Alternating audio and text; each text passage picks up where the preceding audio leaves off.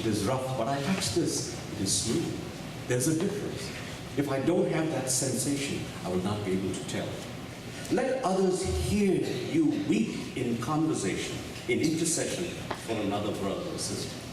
That communicates the nature of the letter of Christ's message on your heart. Unseen, but now through the weeping of your intercession for someone is heard.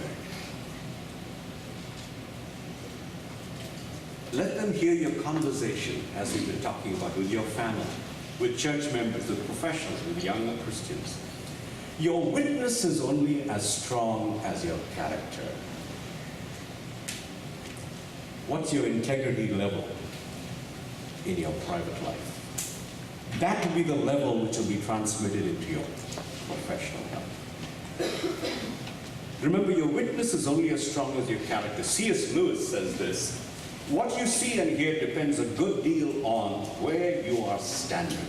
It also depends on what sort of person you are. Let others smell the fragrance of a clean life. Has anyone, let me say this, has anyone smelled filthy socks?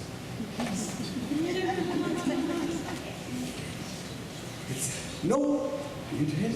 Yeah. She lives to tell the story. But you know what I mean? It is so repulsive. But if you didn't have a sense of smell, you cannot tell the difference between that and apple pie. Incidentally, do you thank the Lord enough for your senses? Do that every time you eat. When we break bread, we drink of the cup, we're going to be using all 5 of the senses. Taste, touch, sense of smell. Hearing, perhaps a cracker or a piece of bread tear apart. Seeing. Isn't that amazing? All of the 5 senses in the breaking of bread, Christ brought to bear in time. It says, whenever you do this, you show forth the Lord's death. Past tense. Do this now until he comes. Future tense. All of time encapsulated in one event. In Jesus Christ. Let others smell the fragrance of a physically and a spiritually clean life. It is far more impressive than others discover your good qualities without your help. It is far more impressive than others discover your good qualities without your help.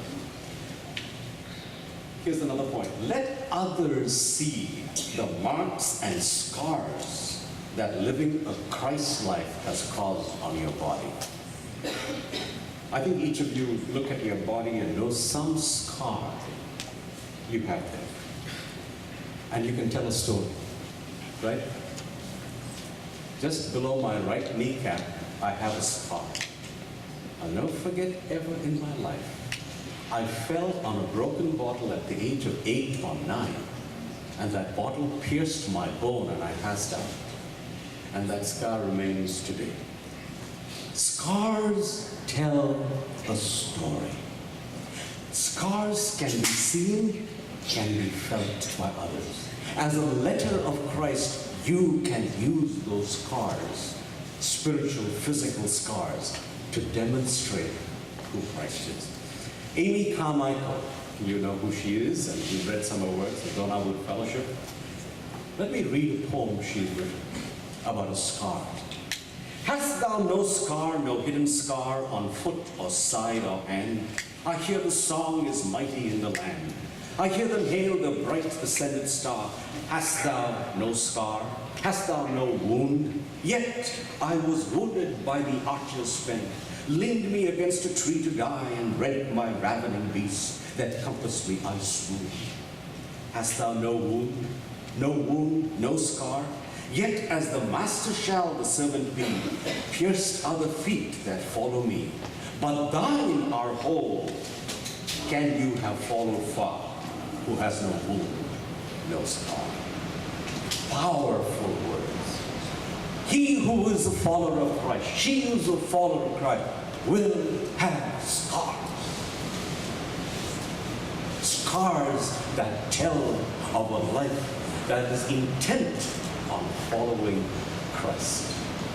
That is a part of the letter which others see and read and understand. Let others read a personal note of encouragement, concern, instruction, loving correction. Celeste and I love letter writing, and we have done that over the years, not just for each other, but in our cards. Celeste has a beautiful hand in writing, and we design cards uniquely, and some of you have received it from us, and we send it. This is our way of expressing individually, uniquely who we are. You develop something unique so that when it is written, it is put on paper, it becomes permanent, engraved. Anne Morrow Lindbergh said this: good communication, just as we were talking about, is as stimulating as black coffee and just hard to sleep after. That should be the nature of your communication. Wow, I received a note of encouragement, a letter of challenge, a letter of compassion. How meaningful. And today we have electronic ways of doing unbelievable things. It doesn't take but a few seconds to say a meaningful thought in a video. Few seconds, and we have all the tools available, no excuses. In fact, it is easier to do that than to even write a letter, get a stamp, and mail it for your thinking. As I close, are our lives living letters? Are they descriptions using strong verbs? Writers use strong verbs. That's important. Words that others can use to see, taste, smell, hear, and touch. Do our lives support our lips?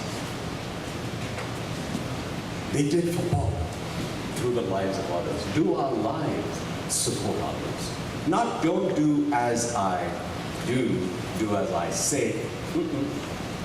Not as a Christian. Blaise Pascal observed this: the strength of a man's virtue must not be measured by his efforts, but by his ordinary life. Nothing extraordinary. Just live your life. For me, for Celeste, for each of us to live our ordinary lives, but reflect an extraordinary Christ. Letters alive.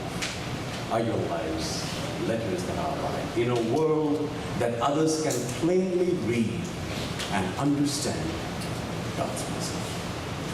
May that be your experience. May that be mine.